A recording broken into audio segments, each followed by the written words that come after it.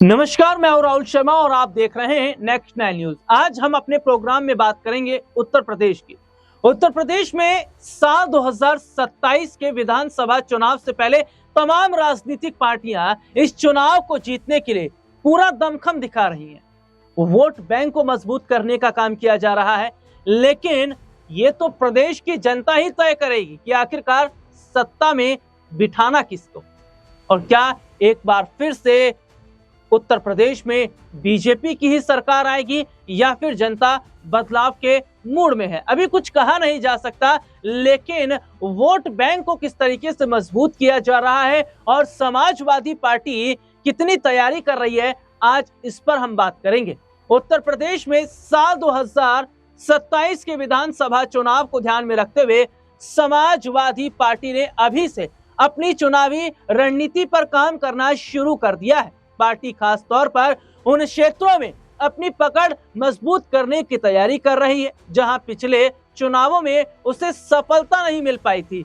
इसी कड़ी में सपा प्रमुख अखिलेश यादव 29 मार्च को गौतम बुद्ध नगर के दादरी में समाजवादी समानता भाईचारा जो रैली है उसको संबोधित करेंगे। इसे पार्टी के चुनावी अभियान की शुरुआत के रूप में देखा जा रहा है। समाजवादी पार्टी इस बार पश्चिमी उत्तर प्रदेश में अपने सामाजिक समीकरण को मजबूत करने पर विशेष ध्यान दे रही है।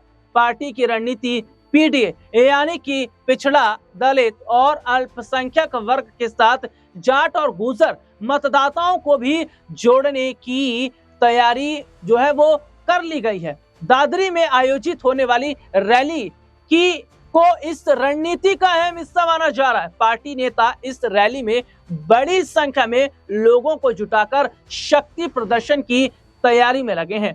गौर करने वाली बात यह है कि समाजवादी पार्टी 27 के चुनाव से पहले खुद को मजबूत करना चाहती है।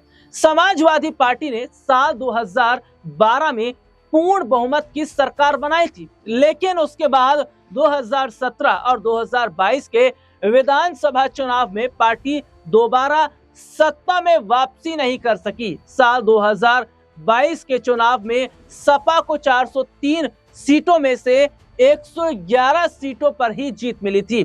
उस समय राष्ट्रीय लोक दल के साथ गठबंधन के बावजूद पश्चिमी यूपी में आयोजित सफलता नहीं लग सकी थी। आपको बता दें कि गौतम बुद्ध नगर जिले की तीनों विधानसभा सीटें नोएडा, दादरी और जेवर पर भाजपा ने जीत दर्ज की थी। इसी तरह गाजियाबाद, मेरठ, बुलंदशहर और बागपत जिलों की अधिकतर सीटों पर भी भाजपा को बढ़त मिली थी। अब स्थिति यह है कि राष्ट्रीय लोक दल भाजपा के साथ गठबंधन में, जिससे पश्चिमी यूपी में सपा की चुनौती और बढ़ गई है। दादरी की रैली को सफल बनाने के लिए पार्टी ने गौतम बुद्ध नगर, गाजियाबाद, मेरठ, बुलंदशहर, बागपत और हापुड़ जिलों के नेताओं की विशेष जो जिम्मेदारी है उनको सौंपी गई है। सभी पद अधिकारियों को निर्देश दिए गए हैं कि वो अधिक से अधिक लोगों की भागीदारी को सुनिश्चित करें। राजनीतिक जानकारों का मानना है, उनके मुताबिक दादरी और आसपास के इलाकों में जाट और गुर्जर मतदाताओं का खास प्रभाव है। वहीं दलित और अल्पसंख्यक मतदाताओं की भी अच्छी संख्या है। ऐसे में सपा इस रैली के जरिए इन सभी वर्गों को एक मंच पर लाकर पश्चिमी यूपी में अपनी राजनीतिक जमीन मजबूत करने की कोशिश कर रही है। और तो और ये तक भी देखा जा रहा है कि समाजवादी पार्टी उत्तर प्रदेश के चुनाव को ध्यान में रखते हुए अभी से वोट बैंक पर नजर बनाई हुई है। देखिए, जो 2027 का चुनाव होने वाला है वो चुनाव जहां एक और उत्तर प्रदेश के मुख्यमंत्री योगी आदित्यनाथ के लिए किसी अग्नि परीक्षा से कम नहीं है, तो दूसरी तरफ यह चुनाव समाजवादी पार्टी और बसपा के लिए करो या मरो की स्थिति में है। यहाँ गौर करने वाली बात यह हो जाती है कि जहां सीएम कुर्सी को लेकर भारतीय जनता पार्टी के अंदर सियासी मतभेद देखने को मिल रहे हैं। बीते काफी समय से केशव प्रसाद मौर्य इस इंतजार में बैठे थे कि कब उन्हें मुख्यमंत्री की कुर्सी मिले। हालांकि ये तक भी देखा गया कि स्वामी अविमुक्तेश्वरा नंद ने यह तक कहा था कि योगी आदित्यनाथ से बेहतर मुख्यमंत्री अगर कोई हो सकता है तो वो केशव प्रसाद मौर्य। यहाँ पर एक बड़ी साजिश की बात कही जा रही थी कि स्वामी अभिमुक्तेश्वरानंद के जरिए बीजेपी एक बड़ी रणनीति बना रही है। फिलहाल ये तो आने वाले समय में ही देखना होगा कि मुख्यमंत्री का दावेदार बीजेपी की तरफ से कौन होगा। लेकिन यहाँ हम बात कर लेते हैं समाजवादी पार्टी और बसपा की।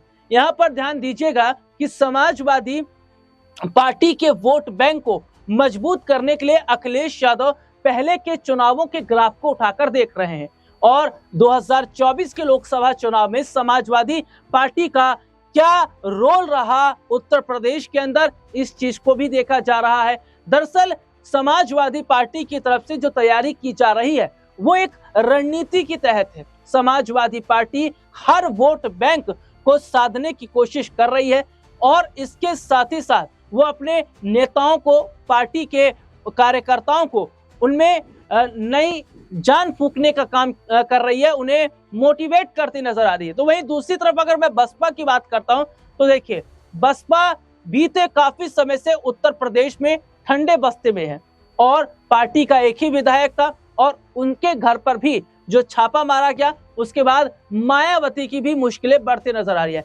हालांकि 27 के चुनाव से पहले ये माना जा रहा था कि मायावती जो है वो गठबंधन के साथ मिलकर चुनाव लड़ सकती हैं, लेकिन मायावती ने प्रेस कॉन्फ्रेंस कर यह ऐलान कर दिया कि उत्तर प्रदेश की जो विधानसभा सीटें हैं उन पर उनकी पार्टी अकेले ही चुनाव लड़ेगी।